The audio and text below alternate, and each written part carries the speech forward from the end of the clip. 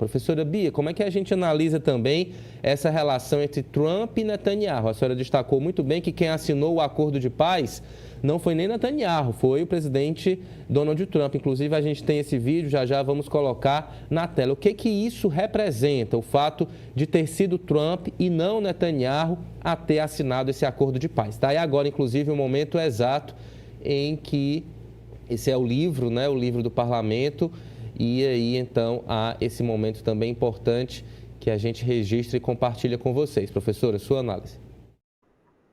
O Netanyahu está bem desconfortável, porque assim, esse cessar-fogo é um cessar-fogo que não foi exatamente do jeito que Israel queria, né? Israel não queria de forma alguma ter que sair de Gaza. Israel queria continuar, permanecer ali a sua ocupação em Gaza. Algumas informações de bastidores mostram que a grande reunião que estabeleceu o cessar-fogo, que estabeleceu o final da guerra, foi feito entre o Hamas, o Egito, o Catar e os emissários americanos. Não tinha o pessoal de Israel. O pessoal de Israel não participou dessa porque não queria fazer uma interlocução direta com o Hamas. Em todo momento houve uma recusa constante de Israel conversar diretamente com o Hamas, de conversar diretamente com a autoridade palestina, e aí quem fez a finalização disso foi os Estados Unidos. Então, houve sim uma imposição muito clara do governo Trump para a finalização desse conflito em Gaza. Isso é muito claro que o Netanyahu teve que aceitar isso e não há dentro do parlamento, né, do primeiro-ministro, uma visão assim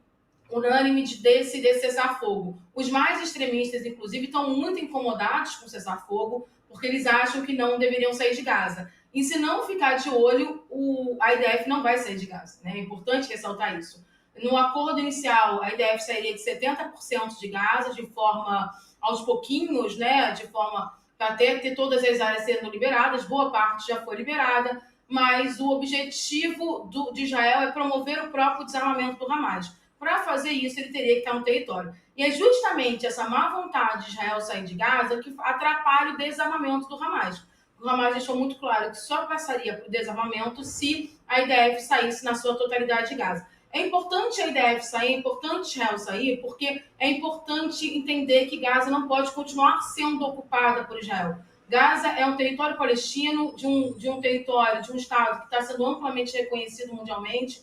Não é só Gaza que está ocupado por Israel, Cisjordânia, parte de Jerusalém, são territórios palestinos que estão ocupados por Israel e devem deixar de ser ocupados porque é importante respeitar a soberania do Estado palestino. Então, isso é uma outra luta também, né? Fazer a concretização física do Estado da Palestina que está sendo reconhecido, que Israel é contra. Então, a gente vai ter muito problema, e muito problema interno também em Gaza. Existem muitas denúncias de que várias milícias em Gaza são, sim, fomentadas e sustentadas por Israel para criar um cenário de guerra civil interna pela disputa de poder. Então, a gente já vê em várias áreas de Gaza o Hamas retornando, polícia armada, há alguns conflitos já sendo relatados internamente, porque existe uma vacância de poder. Então, você tem uma disputa efetiva pelo poder ali na região. Então, é uma situação delicada, porque não há uma boa vontade de Israel de sair de Gaza. Você percebe que o Netanyahu está incomodado, ele teve que aceitar essa perspectiva, o parlamento dele teve que aceitar também. Então, é uma situação complexa e a gente tem que ver até onde a força dos Estados Unidos vai conseguir impedir Israel de continuar em Gaza. Porque a gente sabe que o Trump ele vai para modismos, né? Ele vai para aquilo que está em ênfase. Ele começa a se dedicar a essa questão de Gaza logo depois da Assembleia Geral da ONU, depois que teve, né, reunião entre a Arábia Saudita e a França para reconhecimento do Estado da Palestina em Gaza. Ele percebe que é uma situação que traz muito holofote para ele também, que pode fazer com que ele ganhe o Prêmio Nobel ano que vem. Então, que é um objetivo dele, efetivo, particular, de vida. Então, ele vai ali trabalhando, mas se aparecer uma outra situação, ele pode literalmente abandonar essa questão Gaza e Israel. E aí isso pode se transformar num momento para que Israel volte a ocupar Gaza. Então, é uma situação muito complexa, porque não há uma concordância efetiva do governo israelense nessa saída total de Gaza.